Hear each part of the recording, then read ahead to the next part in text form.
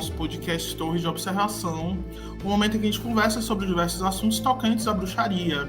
E hoje nós temos uma convidada super especial, diretamente de Portugal, Shirley Cabral, que é uma alta-sacerdotisa, uma das primeiras iniciadas a terem covens aqui no Brasil, a ter uma frente de liderança dentro da tradição alexandrina.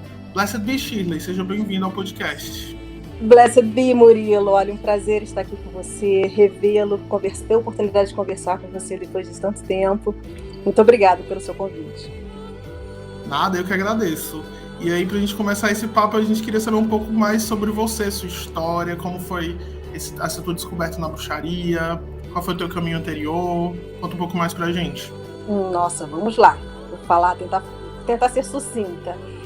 Como toda boa brasileira, nasci em família cristã, nasci numa família católica. Minha mãe católica, meu pai ateu. Meu pai foi ateu até o final da vida. No finalzinho da vida ali, né, nos finalmente, meu pai foi apresentado à doutrina espírita. Eu apresentei a doutrina espírita para meu pai. Então, eu tenho até um consolo no coração que meu pai foi para outra vida, tendo consciência dessa próxima vida, né? Então, é algum consolo. Mas, assim, eu tive uma educação super livre nesse sentido. Escolhi o meu próprio caminho e fui viver vários aspectos da espiritualidade. Passei pelo espiritismo, passei pela Umbanda, caí num grupo que se dizia à época tradicional. Depois eu fui descobrir que de tradicional não tinha nada, então eu caí no conto de um charlatão num determinado momento. E meio que fiquei desgostosa, né? Participei bastante tempo, com muito afinco desse grupo. Quando eu percebi que aquilo tudo era um grande faz de conta, eu fiquei muito desgostosa com aquilo tudo. E abandonei completamente o desejo de ser iniciado, o desejo de me reconhecer como bruxa, e voltei para o espiritismo, voltei para uma casa kardecista. Tinha começado lá os estudos de educação mediúnica quando fui assaltada pela vontade novamente, né? Eu já conhecia o Rian de outras vidas, né? De outros momentos. O Rian, na época, já tinha acabado de ser iniciado também na tradição alexandrina, e me falou de um grupo sério, de uma possibilidade séria, com o senão de que eu teria que ir para o exterior para ser iniciada e treinada. Não teria outra hipótese, porque naquele momento no Brasil não havia uma representação, não havia covens. Havia iniciados, sim, havia sumos sacerdotes, inclusive em território nacional, mas não havia um coven, né, pelo menos que a gente conhecesse naquele primeiro momento. E assim começou a minha caminhada, né, na bruxaria. Fui iniciada no mesmo coven que o Rian, retornei ao Brasil, começamos a trabalhar em conjunto, e aí daí veio a minha história, daí veio o meu percurso, assim, contando muito, muito a grosso modo, foi assim que aconteceu. E aí esse início foi desafiador, foi tranquilo aqui, né? Vocês desbravando onde praticamente tudo era mato. Como foi fazer essa capinagem? Exatamente, né? Quando eu cheguei era tudo mato. Não era exatamente mato, porque, como eu falei, havia outros iniciados, né? Já começando um trabalho no Brasil. Como todo início é complicado, né, Murilo? Porque hoje eu tenho uma nova visão sobre os aspectos todos, sobre o que eu vivi. Na época, claro, o primeiro desafio foi, brasileiros tendo sido iniciados no exterior, com a pretensão de praticar uma tradição vinda da Inglaterra, ou seja, vinda da Europa, em território nacional, como adaptar as coisas, as situações, tudo é muito diferente. A gente fala de uma tradição que foi originada no hemisfério norte para ser implementada no hemisfério sul. Então, do ponto de vista material, tem toda uma gama de superações aí nesse meio do caminho. Desde do mais básico, que é as ervas que estão no livro das sombras, não são necessariamente as mesmas ervas que a gente vai encontrar, né, no Brasil. Então isso, né, já foi um desafio, porque a gente tinha que pesquisar, tinha que estudar, tinha que fazer as correlações. A gente foi, e ao mesmo tempo éramos responsáveis pela implementação desse trabalho no Brasil, com muita responsabilidade. Eu tinha muita preocupação com a questão do sincretismo, porque nós somos um povo muito espiritualizado, naturalmente espiritualizado. O brasileiro, ele tem um quê diferente dentro de si. E isso me trazia um certo receio de um possível sincretismo, né? Se a gente se descuidasse. Então, muito cuidado, muito atento às regras, muito atento às situações, nas adaptações, mas adaptações o mais fidedigno possível do nosso tronco, né? Do que nos era ensinado na época. Então, sim, foi um caminho complicado no sentido material dessas adaptações. Tinha barreira linguística, porque, obviamente, fomos iniciados em inglês. Eu, particularmente, eu sei que não é a sua realidade, mas a minha realidade eu mantive os ritos em inglês. Isso não é uma questão fechada na tradição. Vários alexandrianos de várias partes do mundo traduzem os ritos e está tudo bem, não há nada, né, de melhor ou pior nisso, é uma questão de preferência, né? Então eu, por preferência, mantive os ritos na língua original. Então havia barreira linguística, mas para além da barreira linguística litúrgica, que é superada, porque de tanto você repetir aquela liturgia, aquelas palavras entram meio que na tua corrente sanguínea e a coisa sai. Mas mais do que a barreira litúrgica, era a barreira de comunicação. A nossa bibliografia, basicamente, era em língua estrangeira. Os nossos elders falavam inglês. Alguns deles falavam não, né? Falam, as pessoas todas estão vivas ainda, falam inglês da Inglaterra, então aquele inglês mais, né, com aquele tom mais fechado. Então, várias barreiras, né, materiais para serem superadas, mas a maior delas eu acho que é justamente a questão iniciática, né? A gente, ao mesmo tempo que estávamos pensando nisso tudo, a gente também tinha as nossas questões iniciáticas. Quando a gente passa por uma experiência como essa, enfim, de compromisso, de assumir um compromisso não só com os deuses, mas conosco, né, com o mais profundo que habita em nós, isso naturalmente nos leva a transformações, a mudanças de pensamento de uma forma muito, muito surpreendente, muito rápida. Então era lidar com tudo ao mesmo tempo agora, né, em tempo real e tendo a responsabilidade de fazer as coisas da melhor forma possível. Então foi, sim, muito desafiante, mas foi muito recompensador também. Foi um caminho de muito trabalho, mas que, quando eu olho para trás, claro que eu percebo as falhas, eu percebo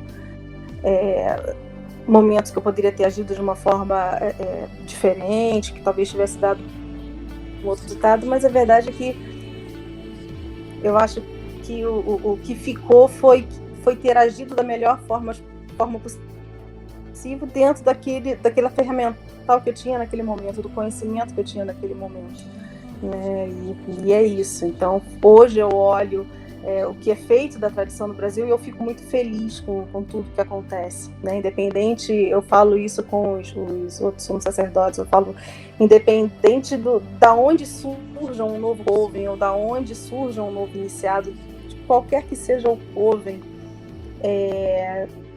eu fico tão feliz em ver que a árvore está dando fruto finalmente, né? Uma árvore que a gente plantou lá atrás e que, nossa, tudo começou quando a gente fala da nossa linhagem, né? Porque já havia no Brasil a linhagem da Ibérnia, mas quando a gente fala da nossa linhagem, que é uma linhagem que vem a partir da Maxine Sanders, tudo começou com 3 iniciados, começando lá um primeiro coven, e a partir desse primeiro coven surgiram novos 3 covens, e esses novos 3 covens hoje estão dando seus filhos, né?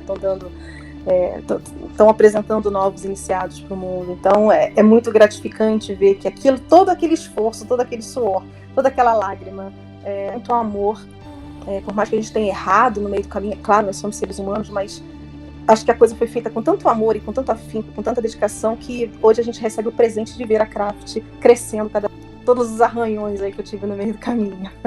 Isso é muito lindo mesmo, muito lindo de assistir, de ver como a tradição está ficando robusta aqui no Brasil. Mas ainda falando um pouco do início, como foi para ti, por exemplo, ser a única líder feminina de um coven, né? Sem ter tanta referência, pelo menos aqui, ou até para debater assuntos que tangenciam mais o sacerdócio feminino, né? As sacerdotisas. Sim. Isso foi um caminho. Isso é ainda, mas no início foi mais difícil, né? Mas foi um caminho muito solitário mesmo, porque é como você falou, não havia referências. Para já não havia uma referência feminina brasileira, né? Era até querer demais ter uma referência feminina brasileira, alguém que já estivesse. A gente tinha já uma iniciada brasileira, então é bom que as coisas sejam ditas, porque muito da história que tenta se contar do Brasil fica nas entrelinhas, porque não tem ninguém que vai e fale a história, né, de fato. Já havia uma outra sacerdotisa iniciada, mas essa sacerdotisa optou por não. Eu não cito nomes porque eu acho que a gente tem que resguardar. Há uma regra, inclusive, que a gente está iniciado. E eu acho que tem que respeitar a decisão. É uma pessoa fantástica. Eu, particularmente, gosto muito dela, mas foi uma mulher que, no momento, ela optou por não fundar um coven, né? E tá tudo bem. É uma iniciada legítima, reconhecida. E, como falei, é uma pessoa ótima. Espero, inclusive, que chegue o dia em que ela monte, que ela funde um coven. Eu acho que vai ser de grande sucesso e vai ser um grande contributo para a Craft. Mas fato é que essa iniciada brasileira não estava ativa, né? Pelo menos não estava ativa para nós, ali ao alcance da gente. Então, não havia uma referência feminina brasileira, né? Quem dera que houvesse. E, para além disso, né, dentro daquilo tudo que eu falei, da barreira linguística, aquilo tudo, não havia uma forma de eu chegar às elders. Eu era um primeiro grau. Dentro da minha escola, vamos dizer assim, a regra da não socialização é uma regra que há, de fato, entre os alexandrinos, há regras de não socialização, mas ela era levada de uma forma muito, como é que eu vou dizer, muito pesada. E então não havia como eu me comunicar com outros alexandrinos, senão aqueles que estivessem no meu coven, né? E o meu coven era eu e mais 2 homens, era eu, Ian e Rafael Brandão. Então não havia, né? Não havia. Eu fui iniciada por um sumo sacerdote. Eu não tinha contato, né, com outras mulheres. Então toda a questão todas as atribulações de uma iniciada, as questões do feminino, enfim, tudo que aflora na gente, as iniciadas vão entender melhor que as não iniciadas, né? Mas tudo que aflora em nós, a partir do momento que nós recebemos a iniciação, teve que ser lidado de mim comigo mesma, né? Não havia outra forma. Então foi bem difícil, foi bem solitário, foi um caminho de muitas lágrimas. Eu lembro isso, foram palavras do meu iniciador. Teve uma vez que, lógico, que eu recorria, né, ao professor iniciador, e teve uma vez que ele falou para mim muito seriamente, e são palavras que se mostraram verdadeiras. Ele falou: seu caminho será um caminho de lágrimas, né, porque você está aprendendo, e o feminino tem essa questão do sentir, do se colocar. Vocês percebem as coisas diferentes do masculino, e é a mais pura verdade. A sacerdotisa, ela ocupa um lugar na craft, na arte, no círculo mágico, diferente do sacerdote. Não é nem pior nem melhor. Isso também é importante que se digam. Dentro da tradição alexandrina, dentro da Wicca tradicional, homem e mulher ocupam polaridades opostas, mas eles são iguais em importância. Um não pode existir sem o outro. Não há uma preponderância mágica entre sumo sacerdote e sumo sacerdotisa. São 2 forças que trabalham em tensão, porque é na tensão que a vida consegue surgir, né, que a fertilidade consegue se manifestar. Mas nós ocupamos esses polos de uma forma diferente, né? A mulher, eu tenho um iniciado que ele fala uma coisa muito bonita. Ele fala que a mulher, e quem é iniciado, que passa pelos ritos, entende, né, o que eu estou dizendo. Já o sacerdote, ele conquista o espaço, o círculo.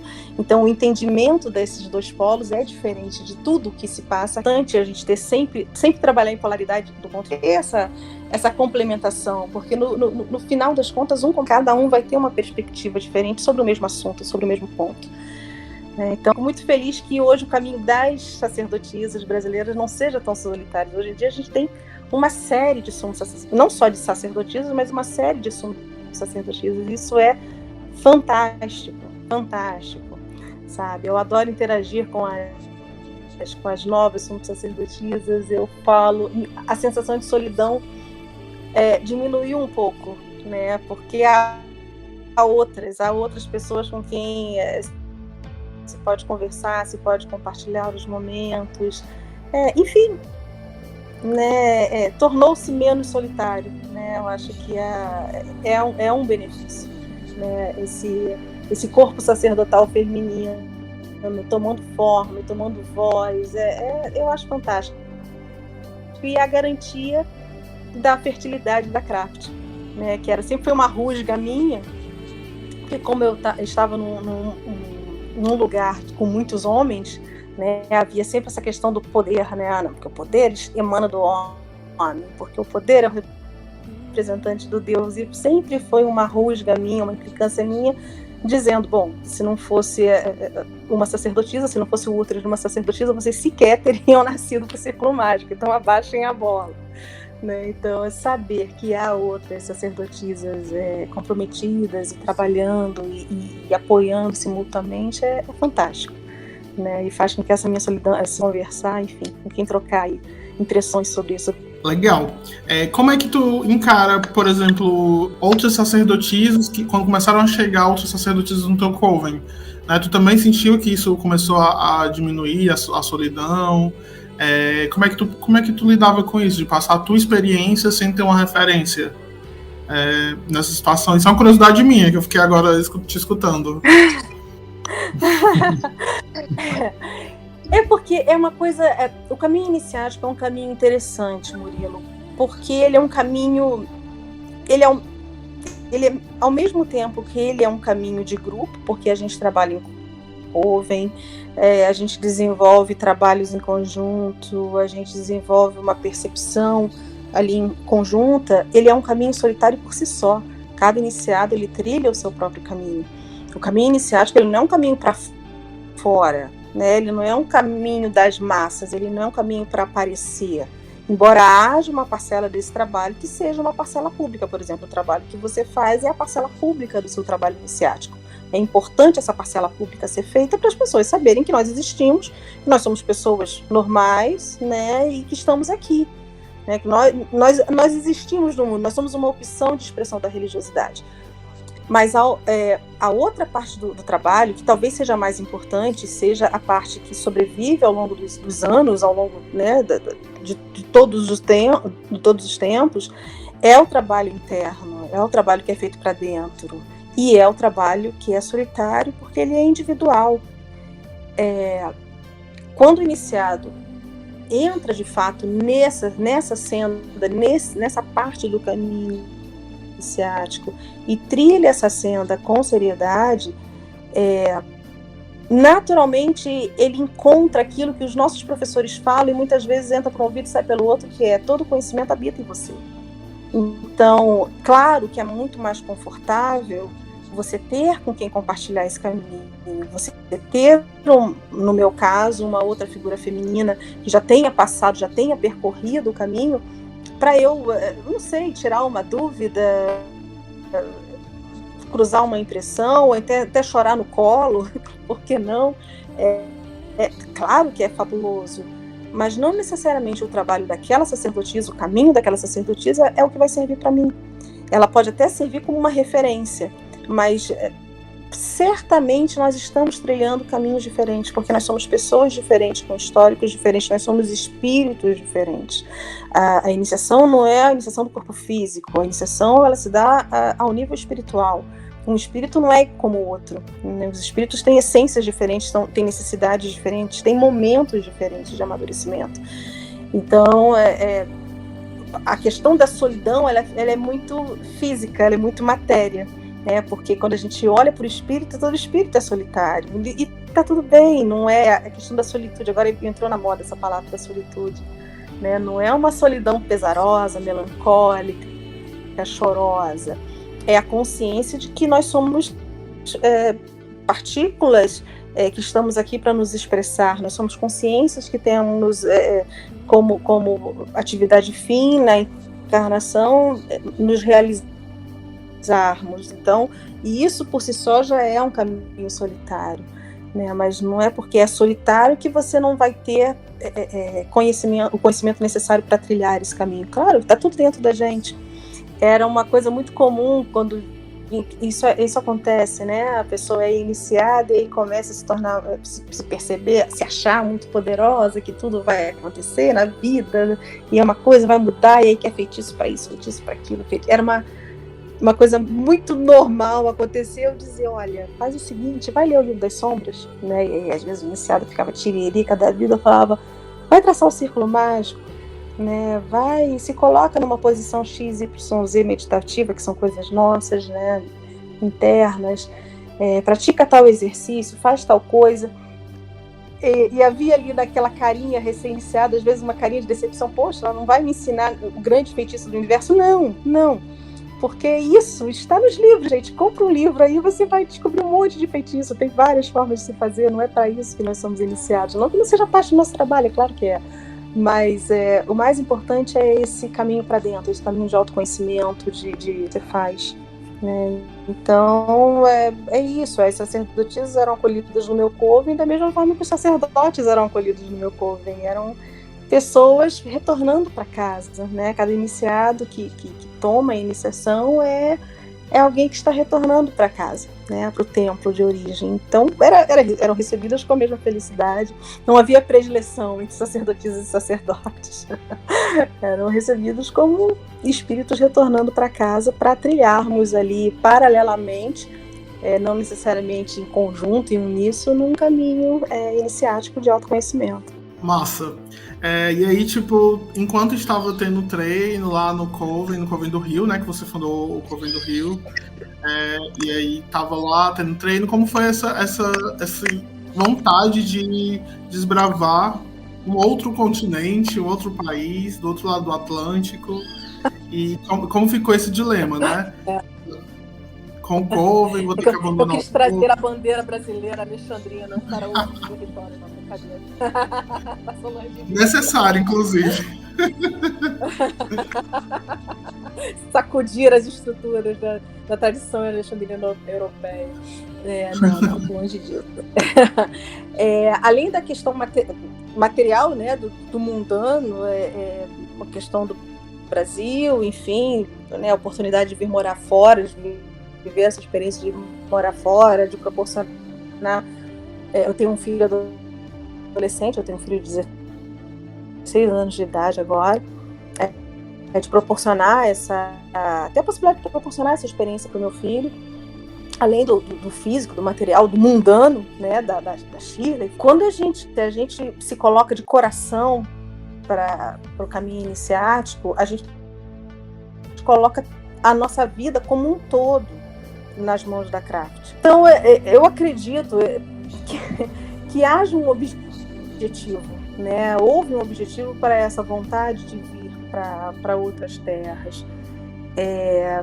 Eu entendo dentro do meu caminho hoje qual foi o porquê disso, né? E é uma questão particular, enfim, uma questão iniciática particular minha, mas não houve eu não acordei um belo dia e falei assim, vou para Portugal, vou sair do Coven do Rio de Janeiro e vou fundar o Coven de Portugal. Essa vontade deliberada nunca aconteceu. Foi uma sucessão de assuntos, né? Foi uma sucessão de decisões. Eu sou casada há 17 anos, eu tenho um filho de 16 anos, cachorro, periquito, papagaio. Então, assim, foi uma mudança de vida como um todo, mas, obviamente, impactou a minha vida e meu percurso mágico.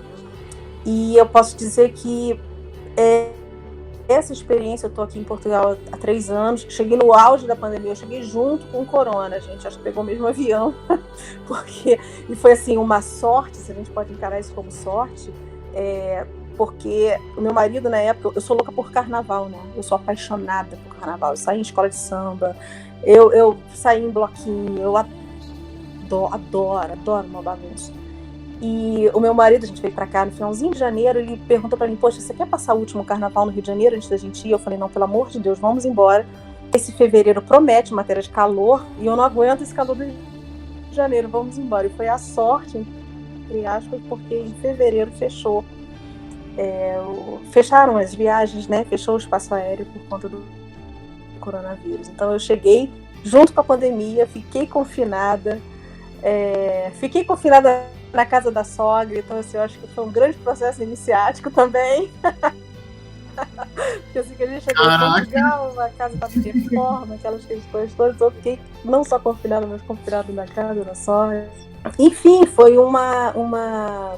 foram novos desígnios, né? A nossa vida iniciática não cessa, ela sempre nos apresenta novas formas, novas percepções, novas oportunidades. Enfim, né? Basta que a gente tenha aptidão, tenha olhos para ver, né? Tem olhos para ver as realidades que são apresentadas para gente. E é isso. tá indo da casa da sogra, né? É isso. Então, aí como foi deixar, por exemplo, o Coven, né? Tu criou todo o trabalho aqui, né, do Coven, e aí tu teve que ir para Portugal. Como foi esse preparo? Como foi esse desmame, assim, do Coven, por assim dizer, né? Como foi... Claro que você tinha total confiança nas pessoas que tinham ficado no Coven, porque eram pessoas treinadas por você, mas como foi esse processo, né? Até de desapego mesmo. A gente sabe que a gente se apega àquilo que a gente construiu, né? E é normal, né? Nós somos seres humanos, a gente se apega às pessoas, a gente se apega, né, a tudo.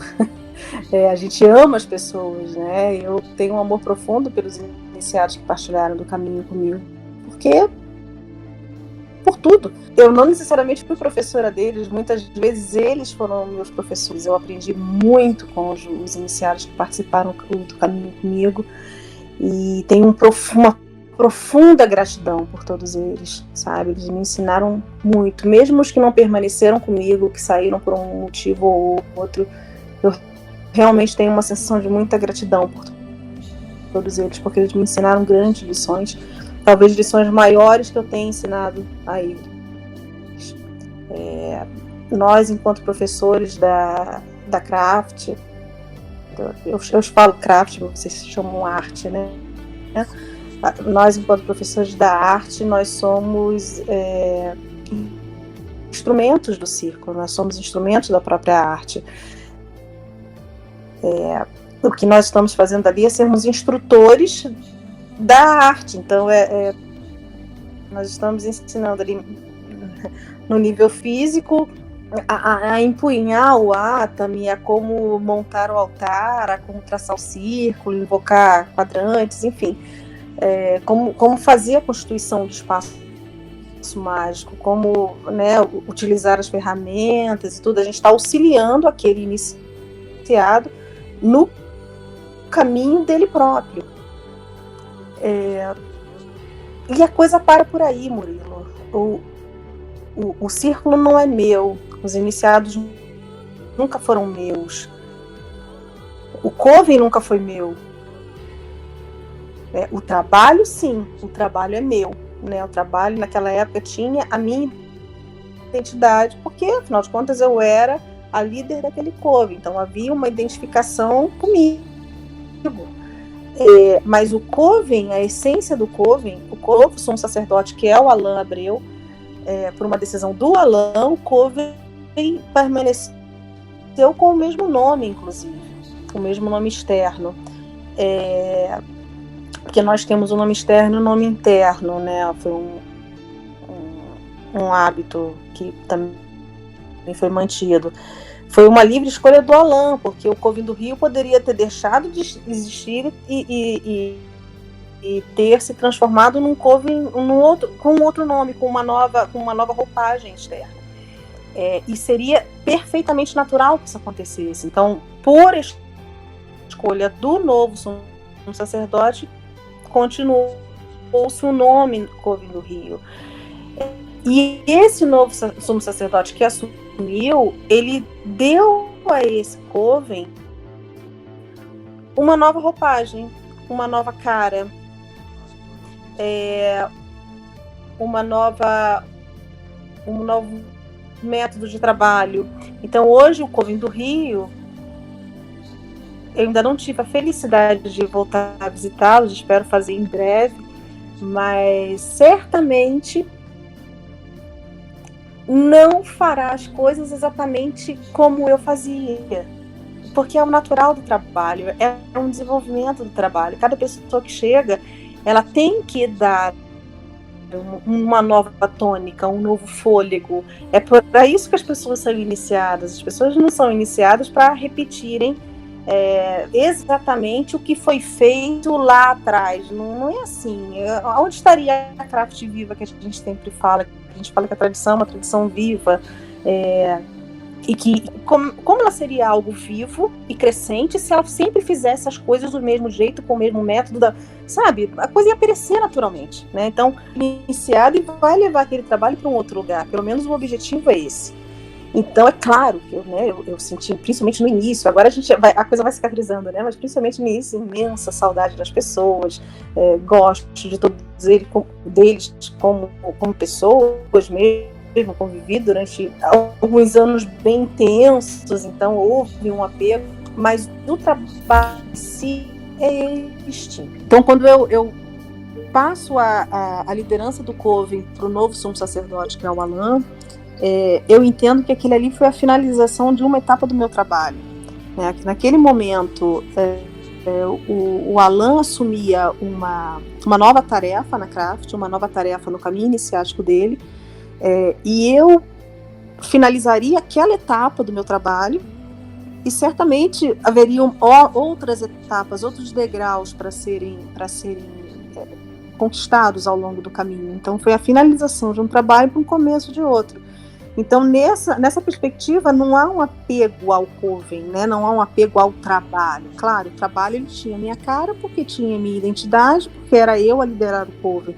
Mas a partir do momento que o Alan assume, que o novo sumo sacerdote assume, esse trabalho vai ter uma nova cara, uma nova roupagem, uma nova direção.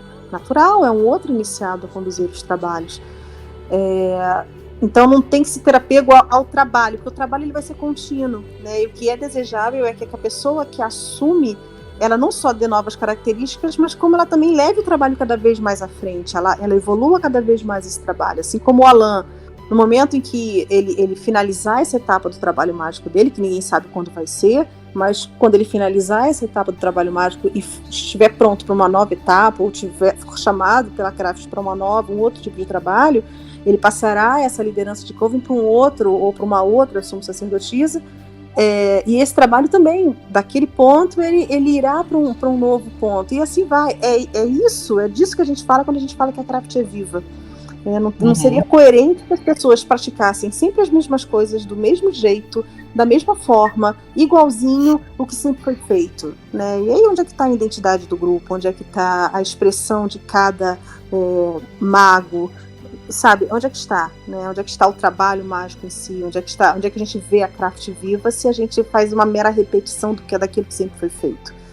Então não houve uma dor do abandono do trabalho. Não, porque o trabalho continua comigo, o trabalho é meu, sou eu, né? Eu comigo mesma, onde eu for eu levo meu trabalho, né? Houve, sim, claro, a saudade das pessoas, do convívio, né? Da bagunça, mas do trabalho em si, de participar, né? De ter o privilégio de participar do Círculo Mágico com aquelas pessoas.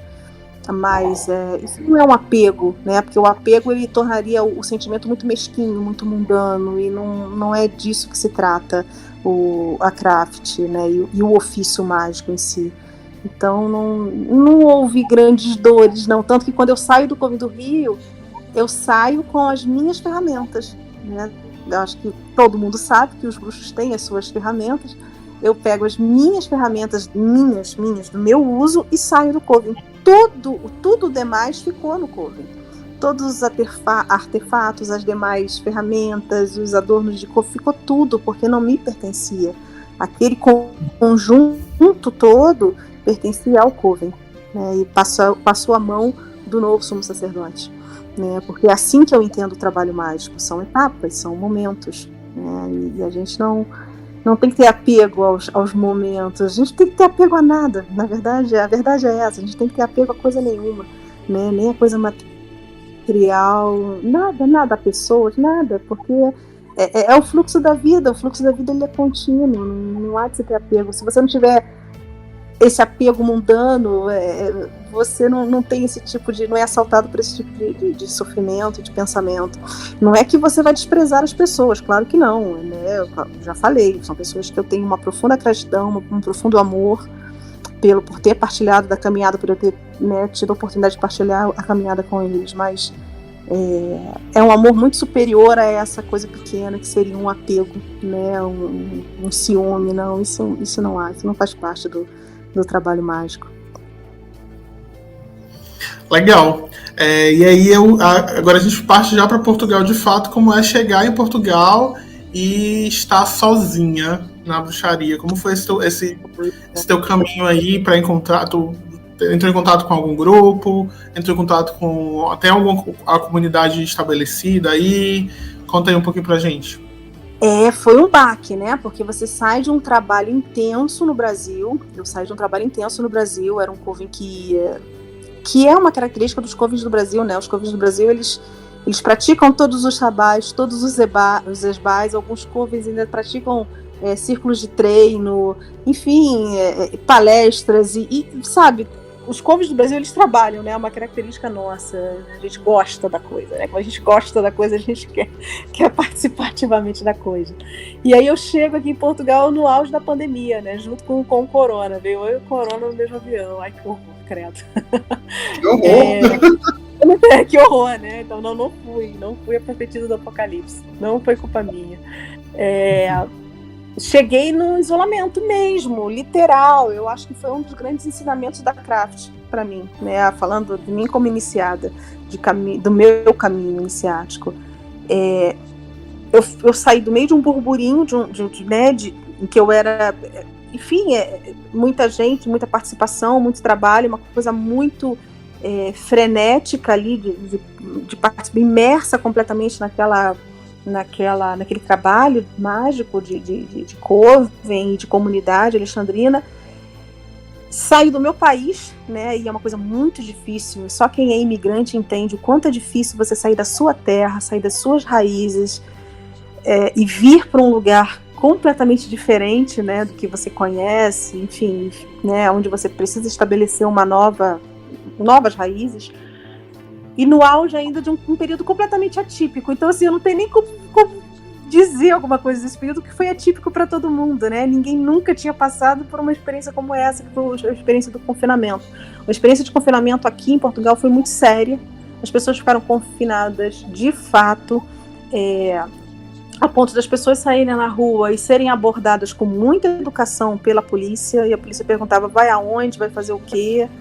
A menos que você fosse ao supermercado com hora marcada, porque marcava-se o horário para ir ao mercado, você levava uma multa ou levava uma bronca, assim, né, até a sua última encarnação, e tinha que voltar para casa. Para você circular pela cidade, só se você tivesse autorização expressa do seu trabalho, se o seu trabalho fosse um trabalho de absoluta importância, se não tivesse como você fazer teletrabalho. Caso contrário, você também ou levava uma multa ou levava uma bronca, assim, a níveis estratosféricos. Então a coisa foi muito séria, ficamos realmente confinados, né? E para mim, como iniciada, você imagina o que é um confinamento para um bruxo que ele é, em sua essência, um bruxo social, né? Porque o bruxo alexandrino, ele trabalha em coven, ele trabalha interagindo, ele faz o trabalho interno, mas o nosso trabalho interno é em coven também, né? É nosso e com os outros, né? Foi um mergulho muito intenso, foi uma coisa foi um baque. Né? Não tem como diminuir isso. Foi muitas emoções afloradas, até porque a situação em si levou, acho que, toda a humanidade a sentir de uma forma diferente, porque, né, nós somos seres sociais, a gente não é um ser que naturalmente gosta desse isolamento. Então foi tudo muito ao mesmo tempo agora. E os desafios da Craft aqui, Murilo, eu posso dizer que são muito semelhantes aos desafios da Craft no Brasil, né? E hoje, da minha perspectiva, pelo que eu caminhei até agora, eu posso dizer que são os mesmos desafios de uma craft, sei lá, na Tailândia, na China, na Polinésia, né? Ou na Inglaterra, que é o berço. Os desafios serão sempre os mesmos, né? Porque a iniciação é nossa, né? É de cada indivíduo. O desejo de pertencer a um coven tem que partir de cada indivíduo. pertencer a um coven não é só você estar presente no coven no momento dos rituais, ele implica numa disciplina de treino, num comprometimento de treino, num compromisso com o grupo, um compromisso de estudos, enfim, você vai fazer parte de um corpo sacerdotal. O nome corpo sacerdotal não é à toa, né? Cada membro do corpo é muito importante para o funcionamento daquele corpo como um todo. E esse é o desafio quando a gente pensa em formação de coven, seja aqui em Portugal, no Brasil, ou seja lá onde for. A vontade de compromisso de cada indivíduo. Né? Se o indivíduo não estiver comprometido, não estiver olhando pela mesma direção que você, a coisa simplesmente não acontece. Né? A diferença entre a Shirley de hoje e a Shirley no passado é que a Shirley no passado se descabelava muito, ficava muito indignada quando não notava o compromisso nas outras pessoas. A Shirley hoje em dia entende que esse compromisso ele tem que brotar da vocação sacerdotal de cada um, tem que voltar da vontade com letra maiúscula de cada indivíduo. Não cabe a mim querer, eu quero muito, mas se o outro não quiser muito tanto quanto eu, a coisa não vai acontecer. Né? E tudo bem, né? Tudo tem seu tempo, tudo tem o seu momento, e não é porque não acontece com aquele indivíduo X, Y, Z que vai deixar de acontecer. A coisa vai acontecer da forma que tiver que se mostrar para o mundo. Então, os desafios são praticamente os mesmos, porque os seres humanos são os mesmos em qualquer lugar do território terrestre, né? Nós somos os mesmos sendo chineses, tailandeses, brasileiros ou ingleses. O ser humano em sua essência, como raça humana, assim, são assaltados pelas mesmas questões, pelos mesmos problemas, então vai ter mais ou menos o mesmo nível de dificuldade, né, quando a gente fala nesse tipo de compromisso religioso. Quando eu falo assim de atmosfera aqui em Portugal, é muito interessante, porque nós somos de uma tradição europeia, tudo começou aqui na Europa, né, a tradição alexandrina surge na Inglaterra. E aí, quando a gente abre o nosso livro das sombras, a gente vê uma série de questões que nós, como brasileiros, achamos muito intrigantes. A questão do medo do inverno. Como assim medo do inverno? A gente sequer tem inverno, né? Nosso inverno é no máximo uma brisa. Né? A nossa natureza é luxuriante, é verde o tempo todo. A gente deseja o inverno, pelo menos aqui em Fortaleza. A gente deseja arduamente o inverno. Então, que temor é esse das trevas? Como assim trevas? Como assim privação, medo da morte?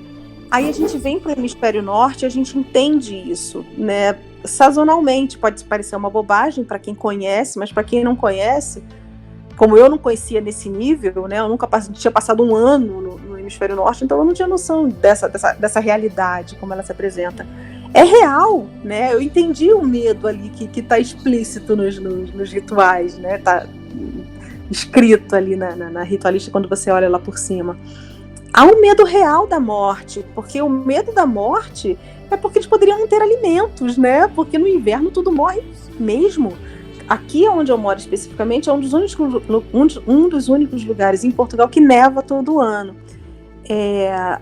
A terra fica morta embaixo da... Morta, não fica morta, claro que não, mas ela fica tomada por uma camada de neve. E toda a vegetação morre, seca. Né? A vida, ela continua existindo embaixo da terra. Gente, isso é tão bonito, isso é tão simbólico, né? A vida continua fervilhando ali embaixo, mas tá tudo... fervilhando não, porque está tudo hibernando, na verdade está hibernando, né? Então a vida ali embaixo daquela camada de neve está hibernando, aguardando o momento para voltar a acontecer. Eu gosto de citar o exemplo da minha parreira. Eu tenho uma parreira em casa. Quando eu cheguei aqui, eu cheguei no inverno e a parreira era um pau seco, era uma coisinha assim, um palitinho seco, né, retorcido, seco, nada, você olhava para aquilo e falava, isso está morto. E aí o tempo foi passando, foi chegando a primavera, ela começou a brotar. Quando chegou o verão, essa videira tinha tomado o meu muro de uma forma tal, né, e eu falo que ela é muito livre, né, ela é muito selvagem, ela é praticamente uma sacerdotisa alexandrina. E ela não anda pelos desígnios ali do varal, que ela tem que crescer, ela toma a calçada, então ela vai calçada fora, e é engraçadíssimo que eu vivo brigando com essa videira, tirando ela da calçada, tentando amarrar ela ali, a minha briga o verão inteiro com a videira é essa. E é uma videira que daqui a pouco, quando começa a chegar o outono, ela começa a perecer, e daqui a pouco no inverno ela se transforma novamente nesse tronco, né, fino ali, seco, retorcido no cantinho do muro que você nem enxerga se você não prestar atenção. Isso é fantástico, sabe? Eu fiquei maravilhada, né? Eu falei, gente, isso são os mistérios da natureza se apresentando de forma física, isso é maravilhoso. Ao passo que quando chega a primavera aqui, a terra brota do chão, do meio da pedra. Ontem eu estava andando pela rua, quando eu vi tinha um pé de alface nascendo no meio do meio fio. Como assim tem um pé de alface nascendo no meio do meio fio? Né? Então eu moro no interior, então aqui há plantações e tal. Então, por isso um pé de alface, né? Mas coisas que pra gente no Brasil é corriqueiro, né? A gente vê as nossas ervinhas brotando, as nossas florezinhas brotando da pedra, mas aqui não é, né? Aqui você é afrontado com essa realidade. Então, aí você começa a ter uma nova perspectiva da coisa acontecendo de fato, refletindo exatamente o que está escrito, transcrito na natureza. O que está escrito no Livro das Sombras é transcrito na natureza. No Brasil a gente tem que ter um outro trabalho, né? O nosso trabalho é muito mais ao nível espiritual, a gente entende as coisas de uma forma muito mais simbólica, porque a gente não tem essa representação na natureza. O Brasil, ele é um país de clima tropical, então a gente não tem as estações do ano marcadinhas, assim, tão marcadinhas a esse ponto. Então a gente aprecia os mistérios de um ponto de vista muito mais simbólico do que, né, a transcrição daquilo que está exatamente escrito no Livro das Sombras. Não seria viável. E ainda bem que a gente não precisa da transcrição, né, literal do que está no Livro das Sombras para viver os mistérios. Ai de nós, né? A gente consegue viver de uma outra forma. A atmosfera aqui é diferente. Isso é uma coisa bem interessante. A primeira vez que eu fui traçar um círculo mágico aqui, isso é uma experiência absolutamente pessoal. Eu senti uma carga diferente. O energético aqui é o velho continente, é o velho mundo. A bruxaria que nós praticamos enquanto alexandrinos tradicionais é uma bruxaria que nasceu aqui. Então aqui é o berço daquilo que a gente pratica. É diferente, parece que todo o entorno ele carrega o peso da ancestralidade. É como se quase você tivesse que ter permissão, pedir permissão para agir, sabe? É uma coisa interessante o energético daqui, é mais denso, é difícil colocar em palavras. No Brasil a coisa é mais fluida, quando você pega o seu átomo para traçar o círculo mágico, ele quase que vai, né?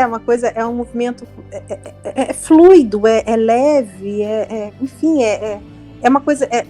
É uma expressão muito mais... Você faz muito menos força, vamos dizer assim, para traçar o círculo. Aqui não, aqui é como se você quase cortasse o ambiente. Como se você quase cortasse ali a atmosfera para traçar o seu círculo. É muito interessante. A densidade energética dos hemisférios é bem peculiar. Mas, enfim... É isso. Inclusive, Shirley, eu tô falando isso agora, eu lembrei de quando eu fui pra Grécia, um dos meus melhores amigos, ele é inclusive iniciado no meu Coven, ele foi fazer um pós-doc na Grécia. E aí eu fui com outro amigo meu visitá-lo, né? A casa dele tinha uma vista de frente pra Acrópole, lá em Atenas. Aí, obviamente, na primeira noite, eu fui inventar de fazer o quê? Bruxaria. Eu ainda não era iniciado, eu ainda era eclético, mas dentro do meu ecletismo eu também fui traçar um círculo mágico. E eu senti exatamente isso que tu tá falando. Que é como se fosse uma coisa quase concreto, né? Quase físico, real. Exato, é quase físico, exato. Inclusive, dentro do círculo é uma coisa muito física. É bem diferente. Eu também senti isso. Pois é. Depois eu senti tão forte. Também tá a questão emocional que tava lá em Atenas, de frente pra Acrópole, blá blá blá. E aí, depois que eu comecei o ritual, eu só conseguia chorar. Aí eu fiquei o ritual todo chorando, olhando pra aquela Acrópole à noite, toda acendida. e a gente se olhando, todo mundo chorando. Foi lindo esse ritual. Ai, gente, foi o ritual do Rio de Lágrimas. Rio de Lágrimas em frente à Acrópole. Lindo, é chiquérrimo. O Rio de Lágrimas em frente à Acrópole, acho chiquérrimo. Eu tava chorando. Mas tá vendo? Você entende, então, o que eu tô falando. Não é que não se possa, não é que vai manifestar de forma... Até vai, né? Porque você tem que lidar com energias diferentes. Vai mesmo. Você tem que manipular energias diferentes das que você está habituado a manipular. Mas não é que a coisa não vai acontecer, ou vai acontecer de forma mais efetiva ou menos efetiva. Isso aí não é o lugar que você está que vai ditar. Mas é diferente, né? A atmosfera toda é diferente. É muito interessante isso. E eu só percebi, claro, né? Nós somos pessoas mágicas, nós somos bruxos, então quando a gente chega num lugar a gente percebe que, né, há alguma coisa que é diferente daquilo que era anteriormente, mas eu só percebi o nível dessa diferença quando eu de fato estava, né, no momento do traçamento. Eu falei, gente, então, né, esse átomo aqui, ele não está correndo de uma forma tão fluida, né? Eu estou tendo que empunhá-lo e impor ali a minha vontade de traçar esse círculo. É incrível, porque, tipo, assim como tem mudança climática, mudança cultural, também tem essa mudança energética. Não é uma coisa, né, criada, é uma coisa que existe lá desde sempre. Tudo está interligado, né, Murilo? As coisas são todas interligadas, não é assim o energético, o físico, o psíquico, não, é tudo junto, né? É que a gente tem que olhar as coisas de uma forma... para poder entender de forma didática.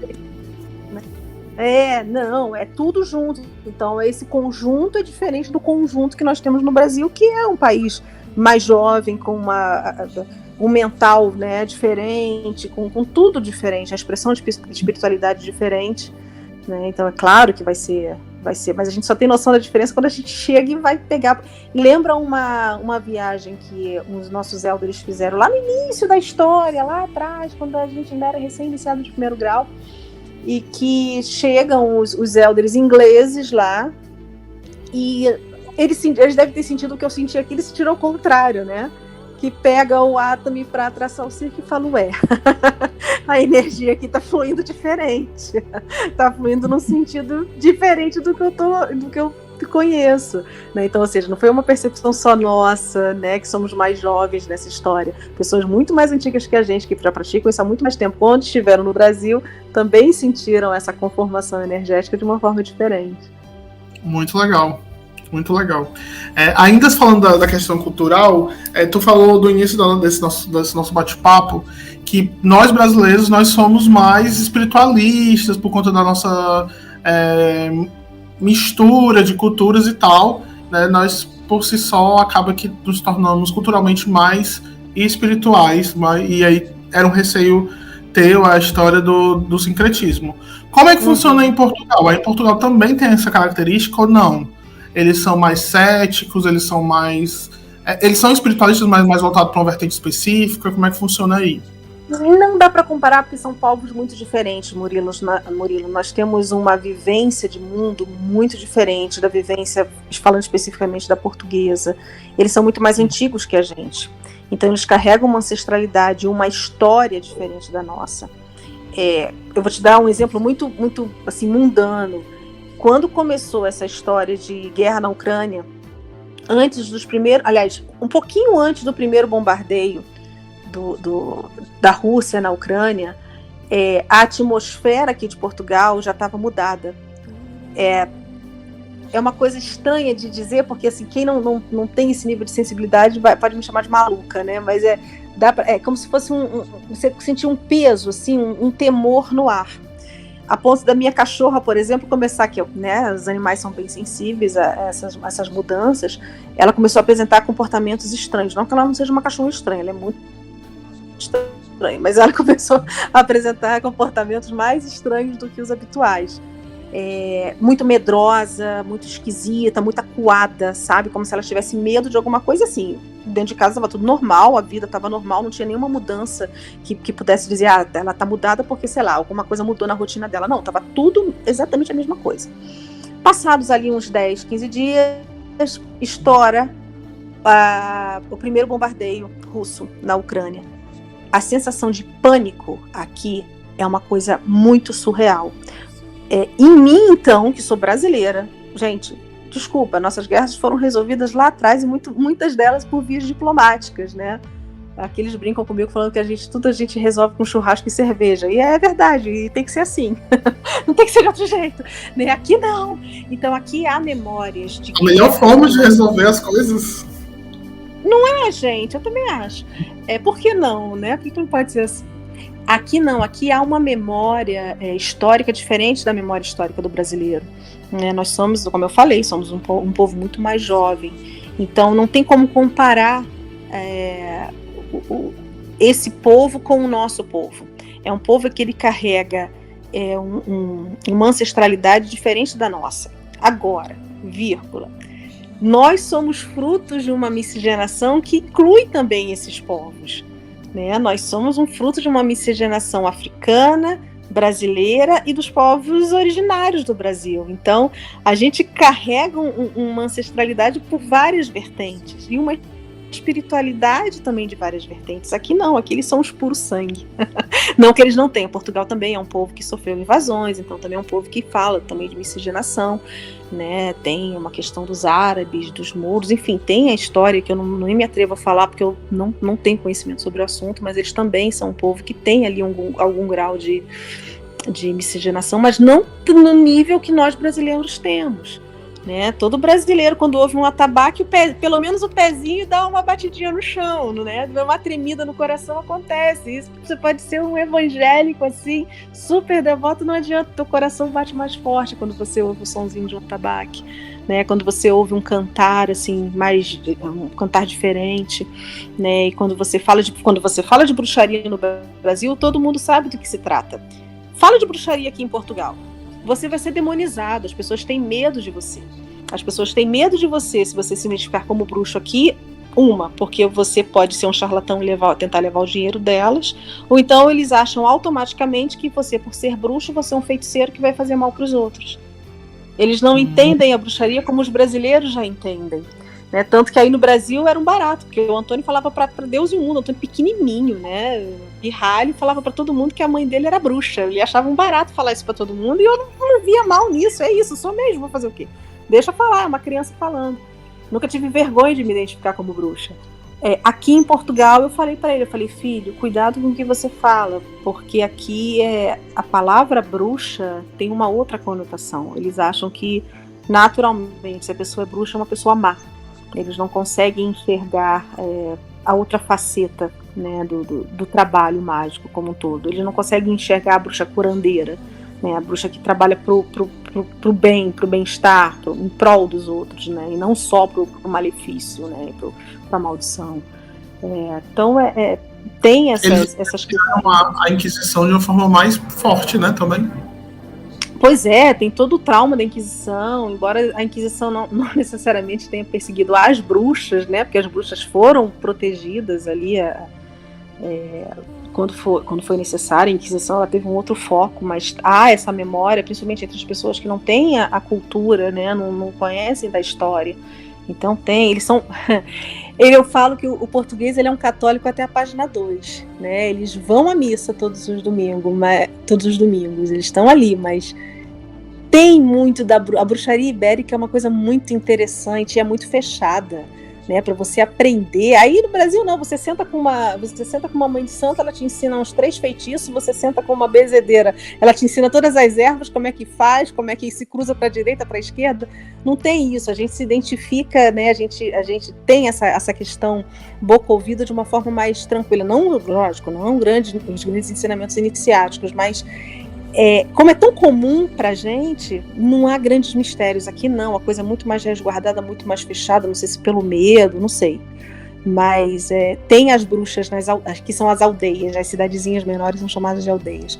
Tem as bruxas das aldeias, que são altamente respeitadas, ninguém mexe com essas mulheres, e são mulheres absolutamente fechadas. Elas ficam ali, você identifica, são realmente bruxas. Né? E eles fazem coisas... usando muitas vezes a própria igreja. Uma das coisinhas que eu aprendi foi fazer um crucifixo e colocar embaixo do altar durante a missa, a hora, sabe? Então você vai à missa para fazer feitiço, para fazer patuar. Isso é bruxaria, meu amor. Isso não é coisa que deixa o padre descobrir que tu botou um patuar embaixo do altar dele para tu ver o que vai acontecer contigo.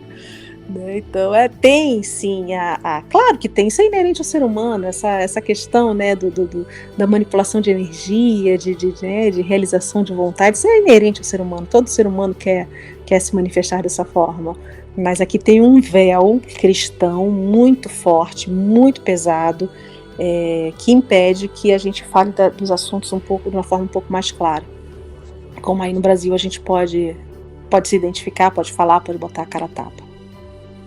Até porque aí no Brasil como é que discriminação religiosa é crime de fato, de verdade, né? Isso. Sair agora desses 4 anos de trevas absolutos que nós vivemos, agora voltando a algum estado de normalidade, com um ser humano no poder novamente, isso volta a ser crime de verdade, né?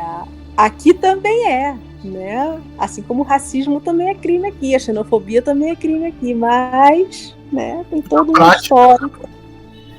Oi, desculpe. Na prática,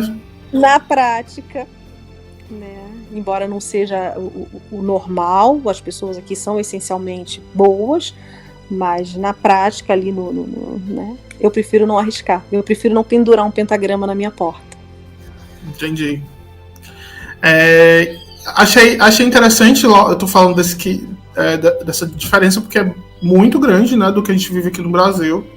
Que aqui não é comum as pessoas terem medo, apesar de uma vez ou outra as pessoas já ficarem um pouco receiosas por conta de emprego, né? Por conta de todo o fanatismo religioso, cristão, evangélico, principalmente, né? Que é muito comum aqui. Mas é mais comum a gente ver pessoas falando abertamente que são bruxas ou de qualquer outra religião, né? Acaba que quem sofre até mais um pouco é o pessoal que é do candomblé, da Umbanda, de religiões de matriz africanas. Exato, pelo racismo, né, que é a característica, infelizmente, da cultural nosso. Aqui, uma vez, eu me aventurei a jogar tarô, né, eu falei, gente, eu conheci uma portuguesa que abriu um espaço de terapias holísticas e tal, e eu falei, tarô como oráculo puro e simples, eu me recuso a fazer, eu não tenho paciência para isso, para usar isso como ferramenta meramente divinatória. Mas a gente pode tentar um tarô terapêutico, né? A gente faz uma sessão terapia como se fosse uma sessão de terapia com o uso do tarô como ferramenta para acessar ali as questões mais profundas da pessoa. Beleza, né? Vamos tentar. Vamos ver para que a gente de repente pode aliar uma aromaterapia, enfim, vamos tentar esse lado. Que eu falei categoricamente que tarô como ferramenta divinatória esquece, porque eu não tenho não é por nada, porque eu não tenho paciência mesmo para fazer. E aí comecei, né? Eu desisti. Por que eu desisti? Porque, sei lá, de 10 consultas que eu dei, 11 consultas, a pessoa me pediu uma forma de punir a outra pessoa, né? As consultas sempre eram nesse inteirinho de fulano tá me prejudicando, fulano tem inveja de mim, era sempre o outro, sabe? O fulano não sei o quê, o fulano... O que eu faço, então, para castigar o fulano, Gente, não, para, sabe? Não é esse o objetivo, não é por aí que a banda toca, né? Será que o fulano realmente tá falando mal de você ou é você que tá com a língua grande, né? Porque o que eu tava vendo no tarô é uma coisa um pouquinho diferente, né? O linguagem né? O rabo ali, o macaco tá falando pro rabo do outro, não tá falando pro próprio rabo, né? Então desistir, né? Justamente porque é isso, quem se coloca como tarólogo ou como bruxo, pronto, automaticamente é transportado para esse lugar da feitiçaria, dessa feitiçaria mais baixa, né? Dessa feitiçaria de ganhar dinheiro, né? De tomar lá da cá, me dá o dinheiro que eu te dou uma macumba para você prejudicar outra pessoa. Então, gente, você está muito longe, a quilômetros de distância do que nós fazemos. É claro que a gente faz feitiço, é claro que a gente pratica feitiçaria, é claro que a gente eventualmente pode até fazer alguma coisa que, né, não seja uma coisa Vai que eventualmente a gente possa até fazer uma maldição, mas nunca é sob pagamento, né? A pessoa não vem pagar a gente para fazer, isso é proibido, está escrito nas nossas leis que não é para a gente fazer.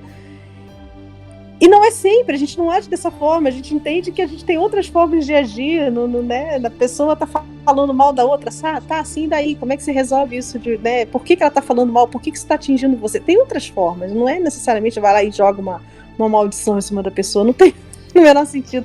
Isso é um pensamento simplista do funcionamento aqui da sociedade, das interações.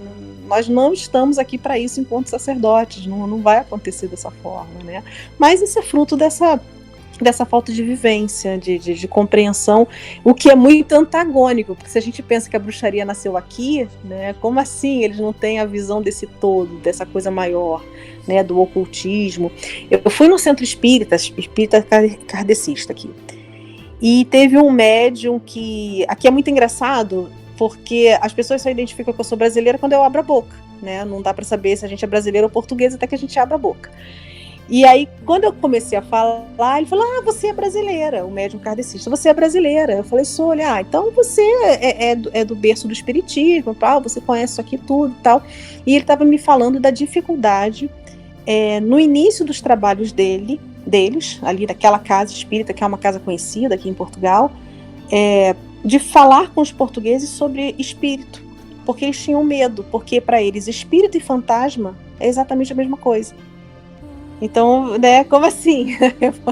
Como assim espírito, fantasma? Então eles tinham muito medo. Então a primeira tarefa dos espíritas foi ensinar as pessoas que não, são coisas diferentes, enfim, tiveram que fazer toda a elucidação ali para que as pessoas não tivessem medo, né, daquelas pessoas que estavam ali para trabalhar o espiritismo, né? Então é isso, aqui tem uns desafios que eu achei que eu não fosse enfrentar justamente por ser o berço da bruxaria, para as coisas terem vindo daqui, mas enfim, às vezes eu sou atravessada por questões que eu falo, não acredito.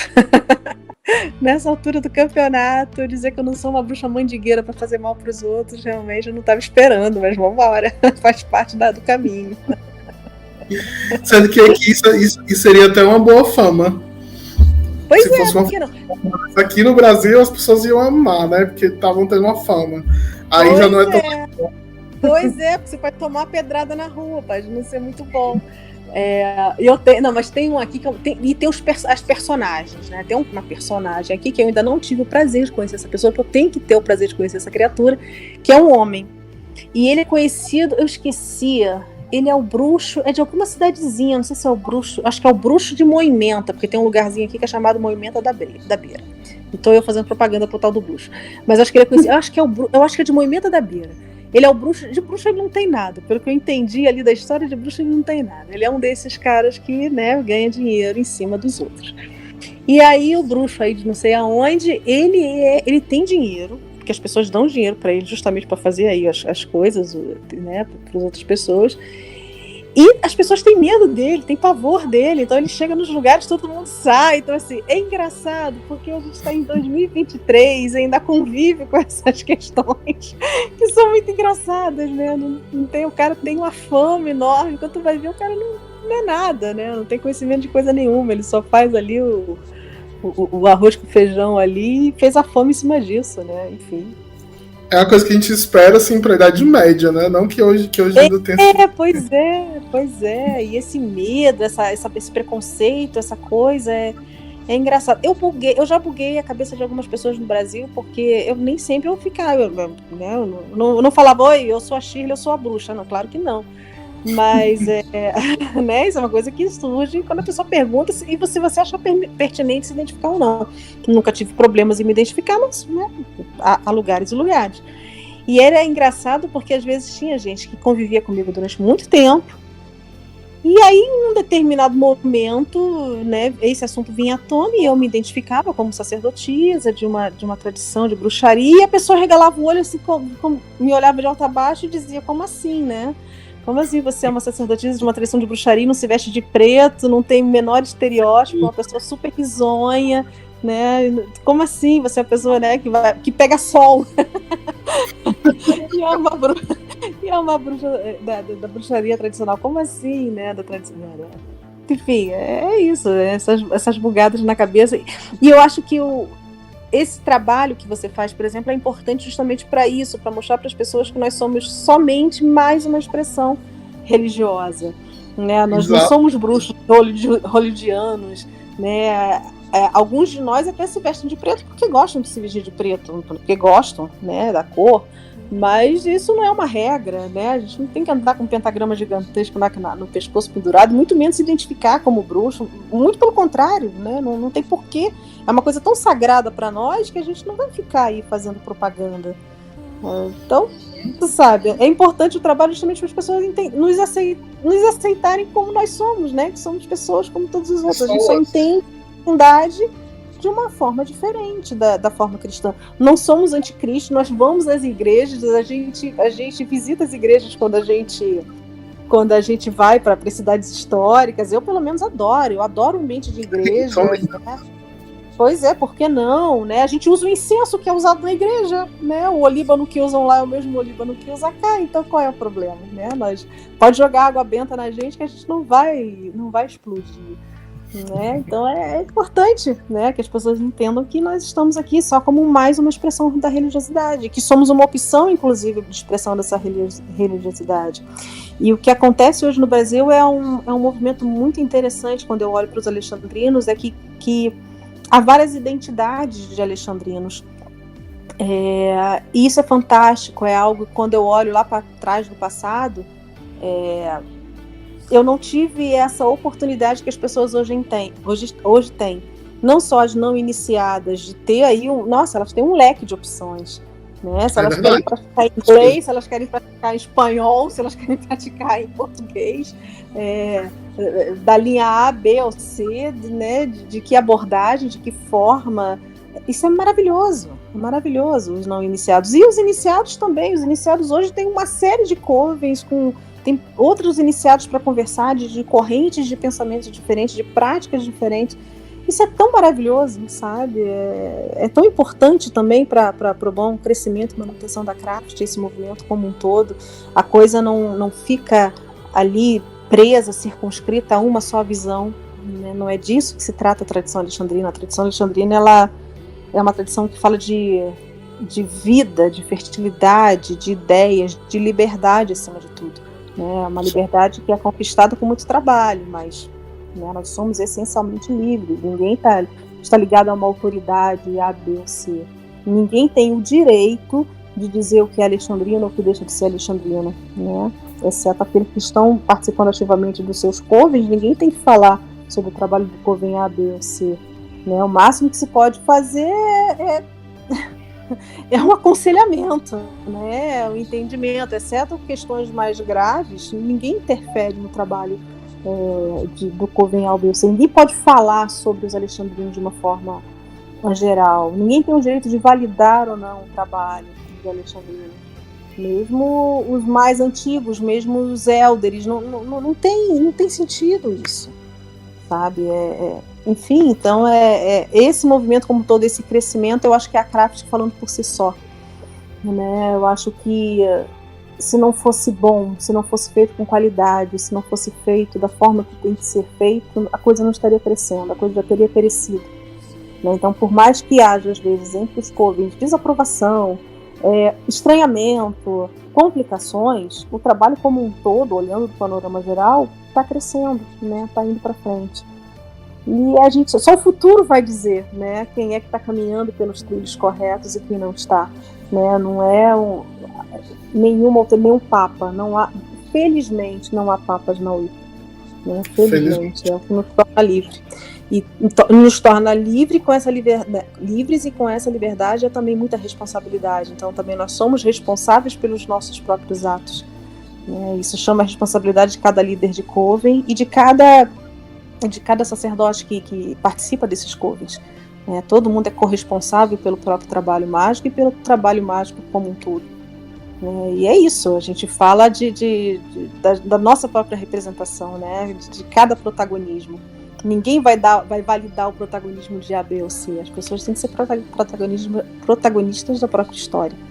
Então eu vejo todo esse movimento que acontece no Brasil, eu que agora estou num outro ponto de observação, porque às vezes você está no centro da história, você não tem, né, como ver. Eu olhando agora de um outro ponto de observação, isso foi uma dos presentes que a Craft me deu, de ter me tirado, me colocado aqui, né? Não foi só saudade, também tem um ponto positivo. O de aumentar a minha perspectiva justamente pelos movimentos. E quando eu enxergo esse movimento no Brasil, eu fico muito feliz mesmo de ver como as coisas estão sendo encaminhadas. Eu queria, nesse momento, agora agradecer pela sua participação, por você ter topado conversar com a gente. Muito obrigado, Shirley. Eu acho que esse papo foi muito bom, muito profundo, muitas questões para refletirmos. E espero contar com você outras vezes para a gente ter outras histórias. Pois, para mim é um prazer essa aproximação. Eu acho que essa aproximação que nos fortalece e nos identifica enquanto alexandrinos brasileiros. Hoje o Brasil tem lá uma bandeirinha no mapa mundi dos alexandrinos, graças ao nosso trabalho, ao nosso afinco. Então, se estamos todos nós olhando para a mesma direção, né, é importante que a gente troque ideias, debata, converse. De vez em quando a gente vai divergir em alguns pontos, mas o importante é que todo mundo olhe para a mesma direção, né, e que todo mundo guarde com sacralidade essa tradição que é tão importante para todos nós. Então, muito obrigado pela oportunidade dessa conversa. Blessed be. Much love, blessed be, Shirley. Tchau, gente. A gente se encontra daqui a 15 dias no nosso próximo episódio do podcast Torre de Observação. Tchau!